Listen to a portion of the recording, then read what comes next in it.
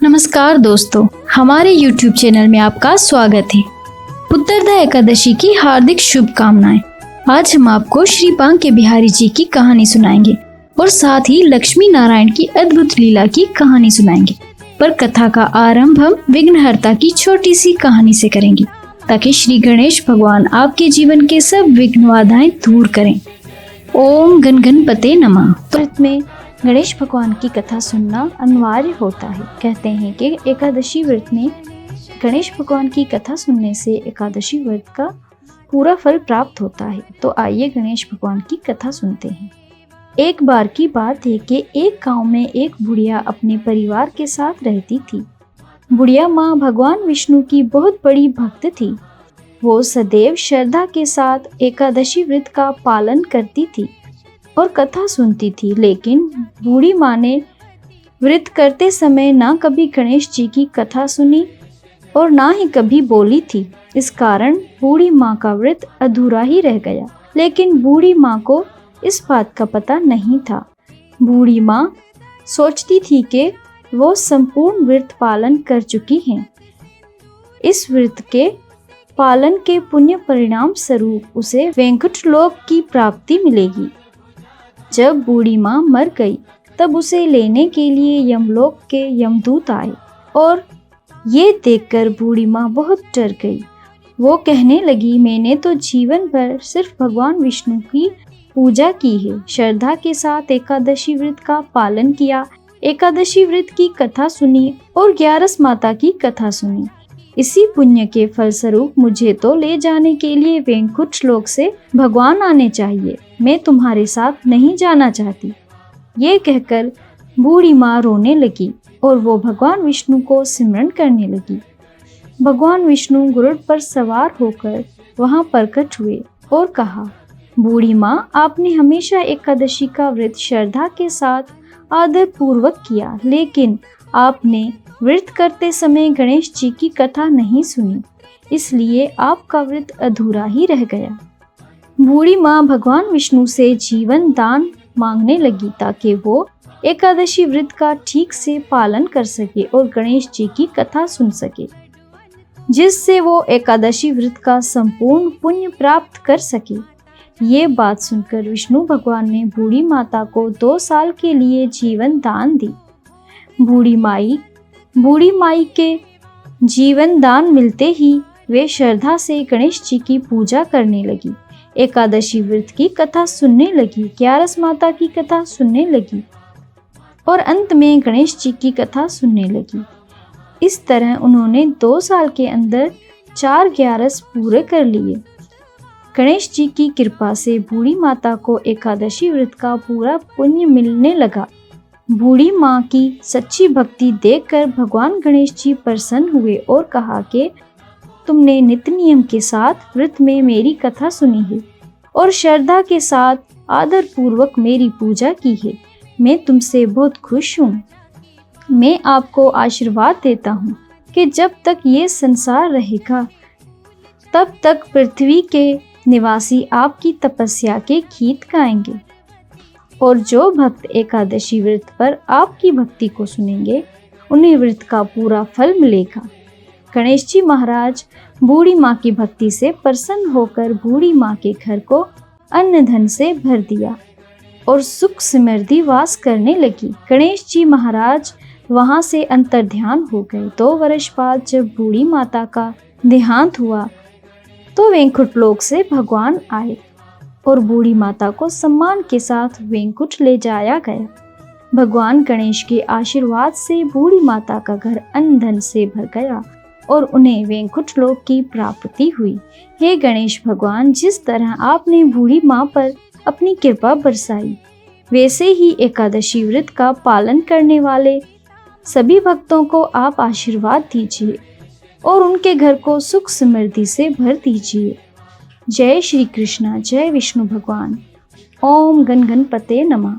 ये कथा सुनकर आप श्री बांके बिहारी लाल के प्रेम में गदगद हो उठेंगे। तो आइए कथा का आरंभ करते हैं। एक राजा ने भगवान कृष्ण का एक मंदिर बनवाया और पूजा के लिए एक पुजारी को लगा दिया।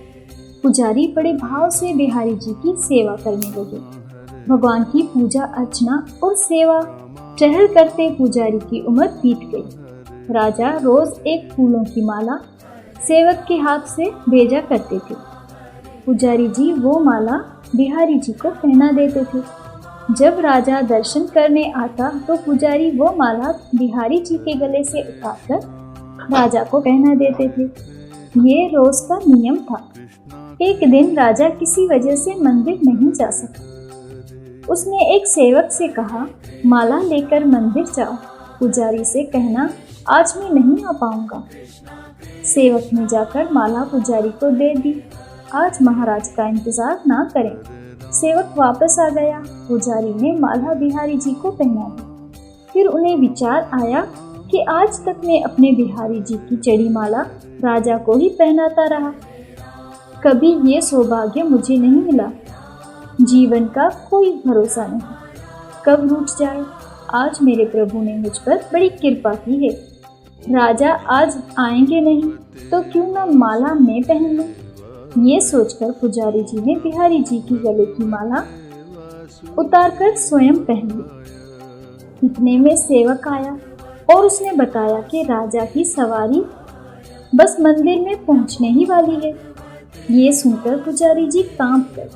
उन्होंने सोचा, अगर राजा ने माला मेरे गले में देख ली तो मुझ पर क्रोधित होंगे। इस भय से उन्होंने अपने गले की माला उतारकर बिहारी जी को फिर से पहना दी। जैसे ही राजा दर्शन को आया तो पुजारी ने नियम अनुसार फिर से वो माला उतारकर राजा के गले में पहना दी। पुजारी माला पहना रहे थे, तभी राजा को माला में एक सफेद बाल दिखा।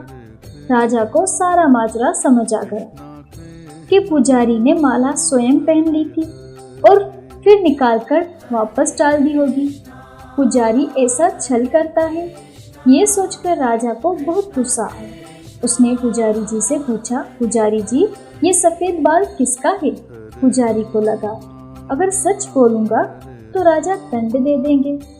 इसलिए जान छुड़ाने के लिए पुजारी ने कहा, महाराज ये सफेद बाल तो बिहारी जी का है। अब तो राजा गुस्से से आग बबूला हो गया कि ये पुजारी झूठ पर झूठ बोले जा रहा है। भला बिहारी जी के बाल भी कभी सफेद होते हैं? राजा ने कहा, पुजारी अगर ये सफेद बाल बिहारी जी का है तो सुबह श्रृंगार के समय मैं आऊंगा और देखूंगा कि बिहारी जी के बाल सफेद हैं या काले। अगर बिहारी जी के बाल काले निकले तो आपको फांसी हो जाएगी। राजा हुक्म सुनाकर चला गया। अब पुजारी रोकर बिहारी जी से विनती करने लगे, प्रभु मैं जानता हूँ आपके सम्मुख मैंने झूठ बोलने का अपराध किया। अपने गले में डाली माला पुनः आपको पहना दी। आपकी सेवा करते करते वृद्ध हो गया। ये लालसा ही रही कि आपकी चढ़ी माला पहनने का सौभाग्य मिले। इसी भूल में ये सब अपराध हुआ। मेरे ठाकुर जी, पहली बार ये लोभ हुआ और ऐसी विपत्ति आ पड़ी। मेरे नाथ, अब नहीं होगा ऐसा अपराध। अब आप ही बचाइए, नहीं तो कल सुबह मुझे फांसी पर चढ़ा दिया जाएगा। पुजारी सारी रात रोते रहे। सुबह होते ही राजा मंदिर आ गया। उसने कहा कि आज प्रभु का श्रृंगार वो स्वयं करेगा। इतना कहकर राजा ने जैसे ही मुकुट हटाया तो हैरान रह गया। बिहारी जी के सारे बाल सफेद थे। राजा को लगा पुजारी ने जान बचाने के लिए बिहारी जी के बाल रंग दिए होंगे। गुस्से से तमतमाते हुए उसने बाल की जांच करनी चाहिए। बाल असली हैं या नकली? बाल असली हैं या नकली, ये समझने के लिए उसने जैसे ही बिहारी जी के बाल तोड़े, बिहारी जी के सर से खून की धार बहने लगी। राजा ने प्रभु के चरण पकड़ लिए और क्षमा मांगने लगा। बिहारी जी की मूर्ति से आवाज आई, राजा तुमने आज तक मुझे केवल मूर्ति ही समझा, इसलिए आज से मैं तुम्हारे लिए मूर्ति ही हूँ। पुजारी मुझे साक्षात भगवान समझते रहे। उनकी श्रद्धा की लाज रखने के लिए आज मुझे अपने बाल सफेद करने पर ये रक्त की धारा भी बहानी पड़ी तुझे समझाने के लिए। कहते हैं समझो तो देव, नहीं तो पत्थर। श्रद्धा हो तो उन्हीं पत्थरों में भगवान सब पुराण हो। भक्त से मिलने आ जाएंगे। तो भक्तों, आपको ये कथा कैसी लगी हमें कमेंट बॉक्स में जरूर बताइएगा। तो प्रेम से बोलो बांके बिहारी लाल की जय। माता लक्ष्मी की कथा सुनाएंगे। एक बार भगवान विष्णु लक्ष्मी जी से बोले, लोगों में कितनी भक्ति बढ़ गई है, सब नारायण नारायण करते हैं। तो लक्ष्मी जी बोली, आपको पाने के लिए नहीं, मुझे पाने के लिए भक्ति बढ़ गई है। भगवान ने कहा, लोग लक्ष्मी लक्ष्मी ऐसा जब थोड़ी ही न करते हैं। इस पर माता लक्ष्मी बोली कि विश्वास ना हो तो परीक्षा हो जाए। भगवान नारायण एक गांव में ब्राह्मण का रूप लेकर गए। एक घर का दरवाजा खटखटाया। घर के यजमान ने दरवाजा खोलकर पूछा, कौन है? भगवान बोले, हम तुम्हारे नगर में भगवान का कथा कीर्तन करने पहुँचे हैं। यजमान बोले, ठीक है महाराज, जब तक कथा होगी आप मेरे घर पर रहना। गांव के कुछ लोग इकट्ठा हो गए, सब तैयारी कर दी। पहले दिन कुछ लोग आए, अब भगवान स्वयं कथा कर रहे थे तो सत्संग बढ़ा। दूसरे और तीसरे दिन और भी भीड़ हो गई। भगवान खुश हो गए कि कितनी भक्ति है लोगों में। लक्ष्मी माता ने सोचा, अब देखा जाए कि क्या चल रहा है। लक्ष्मी माता ने बूढ़ी माता का रूप लिया और उस नगर में पहुंची। एक महिला ताला बंद करके कथा में जा रही थी कि माता उसके द्वार पर पहुंची और बोली, बेटी जरा पानी पिला दो। तो वो महिला बोली, माता जी 3:30 बजे हैं, मुझे प्रवचन में जाना है। लक्ष्मी माता बोली, पिला दो बेटी थोड़ा सा पानी, बहुत प्यास लगी है। तो वो महिला लोटा भरकर पानी लाई। माता ने पानी पिया और लोटा वापस लौटाया तो सोने का हो गया था। ये देखकर महिला अचंभित हो गई कि लोटा दिया तो स्टील का और वापस लिया तो सोने का। कोई चमत्कारिक माता जी हैं। अब वो महिला हाथ जोड़कर कहने लगी कि माता जी, आपको भूख भी लगी होगी, खाना खा लीजिए। ये सोचा कि खाना खाएगी तो थाली, कटोरी, चम्मच, गिलास आदि भी सब सोने के हो जाएंगे। माता लक्ष्मी बोली, तुम जाओ बेटी, तुम्हारा प्रवचन का टाइम हो गया है। वो महिला प्रवचन में गई तो सही, लेकिन आसपास की महिलाओं को सारी बात बताई। अब महिलाएं ये बात सुनकर सत्संग में से उठकर चली गई। अगले दिन से कथा में लोगों की संख्या कम हो गई। भगवान ने पूछा कि लोगों की संख्या कैसे कम हो गई? किसी ने कहा कि एक चमत्कारिक माताजी आई हैं, जिसके घर दूध पीती हैं तो गिलास सोने का हो जाता है, थाली में रोटी सब्जी खाती हैं तो थाली सोने की हो जाती है। इसके कारण लोग प्रवचन में नहीं आते। भगवान नारायण समझ गए कि लक्ष्मी जी का आगमन हो चुका है। इतनी बात सुनते ही देखा कि जो यजमान सेठ जी थे वो भी उठ खड़े हो गए, खिसक गए। पहुँचे माता लक्ष्मी जी के पास और बोले, माता मैं तो भगवान की कथा का आयोजन कर रहा था और आपने मेरे घर को ही छोड़ दिया। माता लक्ष्मी बोली, मैं तुम्हारे घर में सबसे पहले आने वाली थी, लेकिन तुमने अपने घर में जिस कथाकारी को ठहराया है ना, वो चला जाए तभी मैं आऊंगी। सेठ जी बोले, बस इतनी सी बात, अभी उनको धर्मशाला में कमरा दिलवा देता हूँ। जैसे ही भगवान कथाकार के घर आए, सेठ जी बोले, महाराज आप अपना बिस्तर बांधो, आपकी व्यवस्था अब से धर्मशाला में कर दी है। महाराज बोले, अभी तो 2-3 दिन बचे हैं, कथा को यहीं रहने दो। सेठ बोले, नहीं नहीं नहीं, जल्दी जाओ, मैं कुछ नहीं सुनने वाला, किसी और मेहमान को ठहराना है।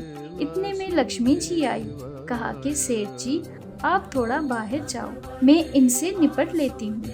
माता लक्ष्मी जी भगवान से बोली, प्रभु अब तो मान गए। भगवान नारायण बोले, हाँ लक्ष्मी, तुम्हारा प्रभाव तो है, लेकिन एक बात तुमको भी माननी होगी कि तुम तब आई जब संत के रूप में मैं यहाँ आया। संत जहाँ कथा करेंगे वहाँ लक्ष्मी तुम्हारा निवास जरूर होगा। ये कहकर भगवान नारायण वहाँ से वैकुंठ के लिए विदाई ली। अब प्रभु के जाने के बाद अगले दिन सेठ के घर सभी गांव वालों की भीड़ हो गई। सभी चाहते थे कि ये माता सभी के घरों में बारी बारी आए, पर ये क्या, लक्ष्मी माता ने सेठ और बाकी सभी गांव वालों को कहा कि अब मैं भी जा रही हूँ। सभी कहने लगे कि माता ऐसा क्यों, क्या हमसे कोई भूल हो गई है? माता ने कहा, मैं वहीं रहती हूँ जहाँ नारायण का वास होता है। आपने नारायण को तो निकाल दिया, फिर मैं कैसे रह सकती हूँ? और माता लक्ष्मी चली गई। जो लोग केवल माता लक्ष्मी को पूजते हैं वो भगवान नारायण से दूर हो जाते हैं। अगर हम नारायण की पूजा करें तो लक्ष्मी जी तो वैसे ही पीछे पीछे आ जाएंगी, क्योंकि वे उनके बिना रह नहीं सकती। जय श्री लक्ष्मी नारायण। तो बोलो श्री गणेश भगवान की जय, श्री बांके बिहारी लाल की जय, श्री लक्ष्मी नारायण की जय। व्यूअर्स, आपको ये कहानी कैसी लगी? अगर आपको हमारी ये वीडियो पसंद आई हो और आप ऐसी ही वीडियो देखना चाहते हैं तो हमारे चैनल को सब्सक्राइब करें और एक प्यारा सा कमेंट भी करें। धन्यवाद।